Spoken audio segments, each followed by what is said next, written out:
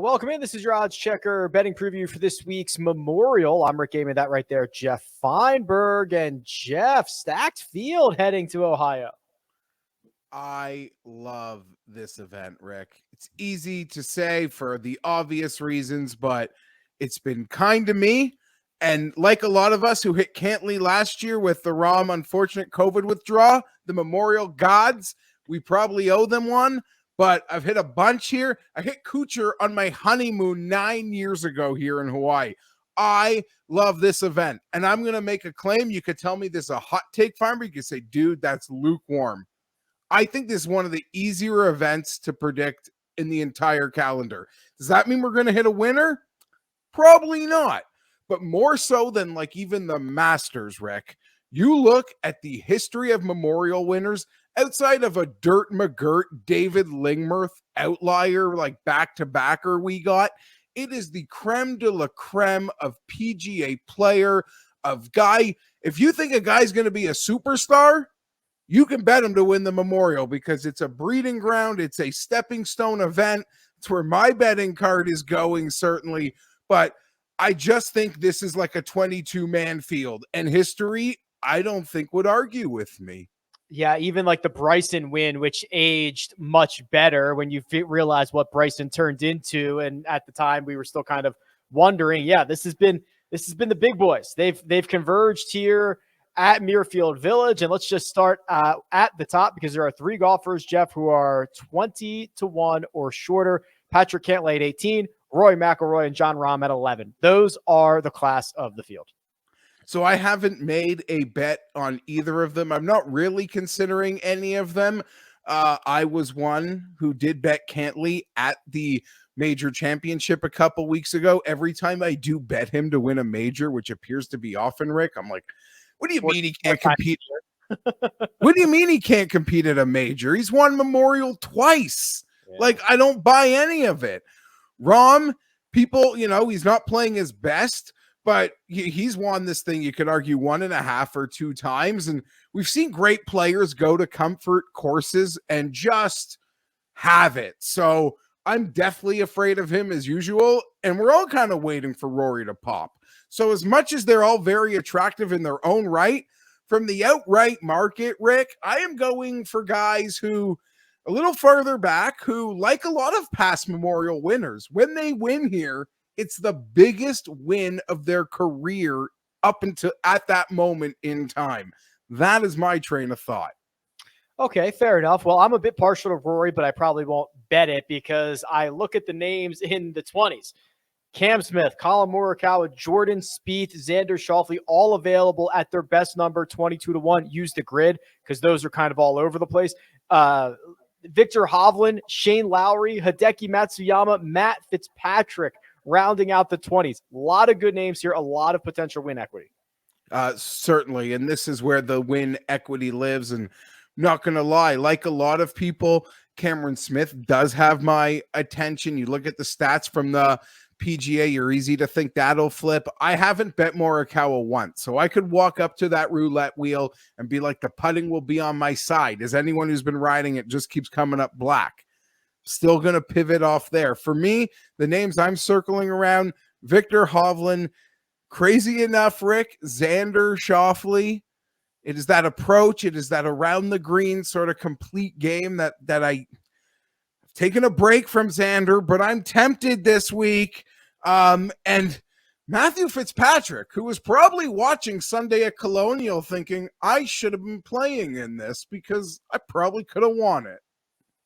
Yeah, probably thinking, hey, I could have got to 9 under. I could have gotten to a playoff. I could have beat these boys out. Xander Schauffele is my Colin Morikawa, Geoff. I never bet him, and you're right. If I was going to take a spin of the wheel, it'd be right here. Yeah, and you don't feel like burned by the past. You've never bet, at least in an outright format, you've never bet him like a lot of us. We can roster them and feel good about that. So it's sort of like, yeah, I don't have that scar tissue that other people have. Now, if you've been a Morikawa bettor, you do not have scar tissue. I don't mean to compare it in that Xander sense, but I just mean more in the short-term pocket of what has been 2022. Certainly, I've yet to bet Morikawa.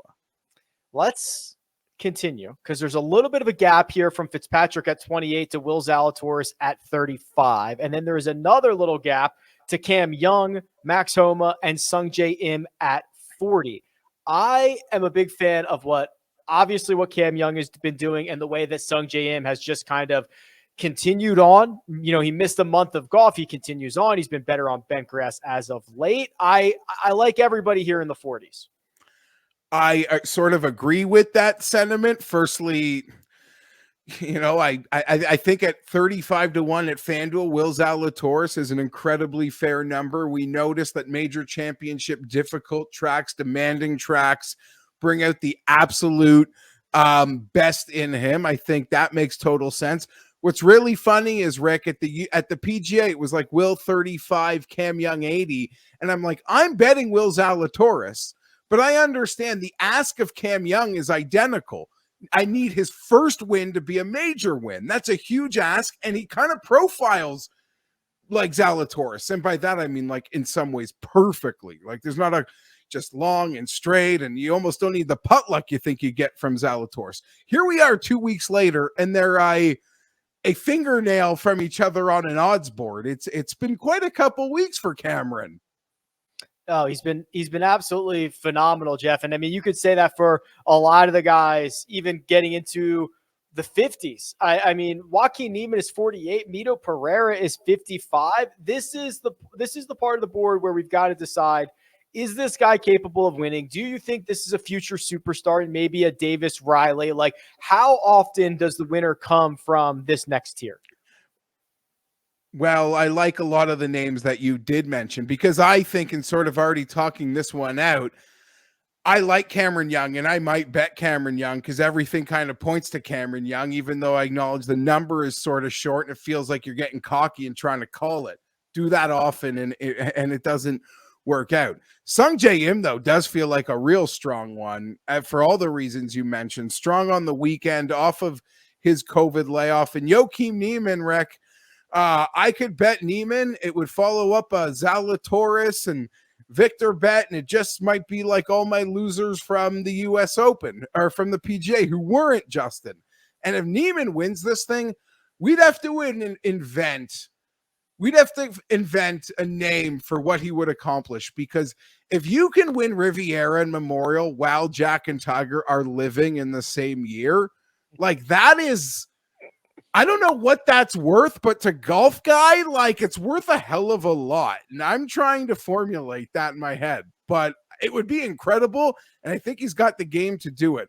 But you are absolutely right. Cam Young, Niemann, Zalatoris, Im, those are the names in this range and that I'm circling. And you could throw Mito in on that. And I'm not willing to go much farther down the odds board. I'll be perfectly honest. I gotta have great respect for you to consider you in the 60s, at least this week at Memorial. Okay, so should we go? I want to ask you about kind of how you'll construct the card and how big it'll be and all that stuff. But should we stop there? I mean, Patrick Reed is trending. He's 65-1. Kuchar's been great here. Do we even need to go further? There are tempting, options as we do go further. I love seeing Reed trending, and still some triple digits potentially for a U.S. Open. If he's got the proper mo, that could be working. It would have to be that sort of player, but I'm not really interested in making that bet. My card is probably going to be a couple of guys in the mid-20s and 2 or 3 from probably 40 to 55-1, Rick. I mean, that's where I'm feeling my card construction is. That's where I feel Memorial's asking me to build, especially if I'm not going to play the very top, which I'd argue here is always live. Yeah, and that's kind of the range that we've talked about a lot, that disproportionately wins on the PGA Tour, at least compared to their odds, that kind of 30 to 50, 30 to 60 range. So that's where you'll be concentrated. I'd be remiss if I didn't ask you about someone who, as of right now, as of us talking, still very much in the field, Geoff. It's Bryson DeChambeau. He's 100-1. 100-1. He's won this event. He's obviously coming back from his wrist surgery. When is going to be the right time on Bryson? And would you prefer to be early or late? I think I want to be right on time. And by that, I mean, I really just want to see him make a start. and I feel like we've spoken about this, Rick. Once he makes a start, I almost prefer it's a bad start. And then I'll be like really inclined to go in at the 100-1 in the second start. I just want one start. It's two of like an alpha dog world out there, in my opinion, to think you can win straight cold. I was really where my head is at. Yeah, I'm with you. I was really hoping for a missed cut and then that second start back to be at a place like this where he's won. That would have been the chef's kiss for me. I don't think we're going to get that anymore. So now it's going to be, be on time instead of be early. 100%. But yeah, I'm just not prepared to step in front of a guy who hasn't played in as long as he has on a course that doesn't really suit him. And let's not forget, when he won here, he was like the different Bryson. Wasn't that like skinny scientist Bryson, or like super skinny, nerdy Bryson? Yeah. Yeah. So it's a different guy. And listen, I love when both versions of Bryson can morph together to be, that superstar that I'm looking forward to returning. But I'm not there. I'm not there this week. All right. Tight, consolidated card full of potential stars or current stars. I like that. That's the path we'll go down. Geoff Fienberg available on Twitter at GFienberg17. You can find me at Rick Run Good. This has been your odds checker betting preview for this week's Memorial. Good luck.